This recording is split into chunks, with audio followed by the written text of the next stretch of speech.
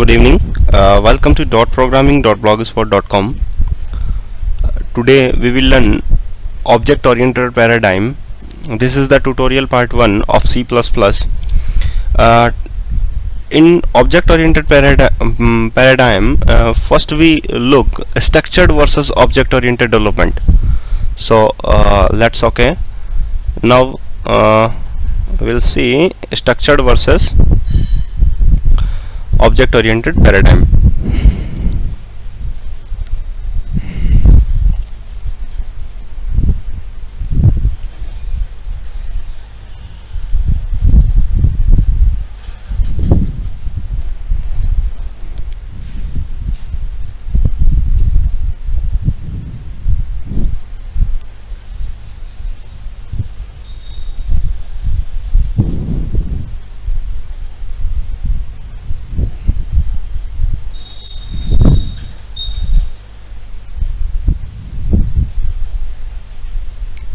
Okay, this is the structured versus object-oriented paradigm. In structured programming, the primary focus is on the functions. So first we'll look structured programming. The primary focus is function. As for structured,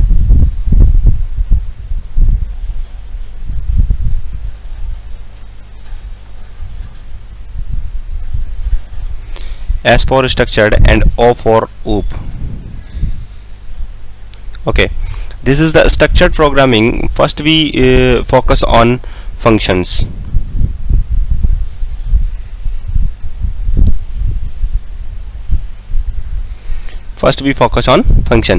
In structured programming has a fixed well-defined structure. A typical program structure for structured development take a look in structured programming. Function depends on function. A structured programming language is depend on functions. So take a look.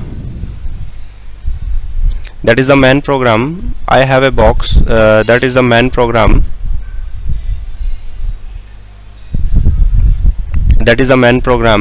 And the main program is divided into the different categories. That is the function 1, that is the function 2, and that is the function 3, function 4, function 5. A main function is divided into the different functions. Also, a function is categorized in another functions department. So function 5 and function 6. Okay, for example, suppose we want to write a program for the following problem. Write a program which implement a company in which there are following departments. So today first we talk about the company, and company is divided into the three different part. First one is quality,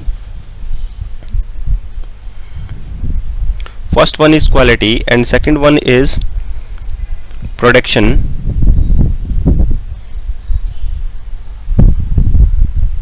and third one is marketing. Okay, the quality is divided into the two malfunctions is Q1 and Q2. Production is categorized in three parts, P1, P2 and P3, and marketing also divided into the M1 and M2. So if we categorize, there are 6 types of function: Q1, Q2, P1, P2, P3. There is a 3 to 5 and 7 functions is divided in the main part. Okay, in multifunction program, many data items are placed as a global. Okay, now we have a 7 functions. So we defined a global functions for each functions. Suppose I want to retrieve the production department P1, P2, P3. So here we defined the global function, global variable, and also known as global data. That is, these data items are accessed by all the functions.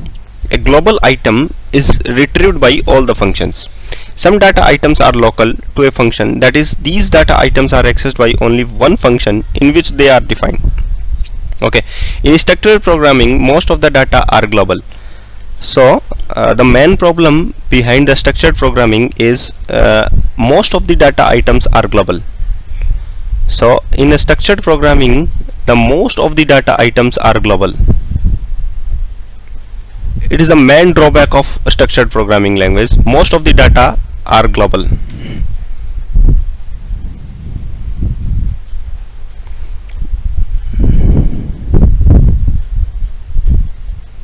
Okay.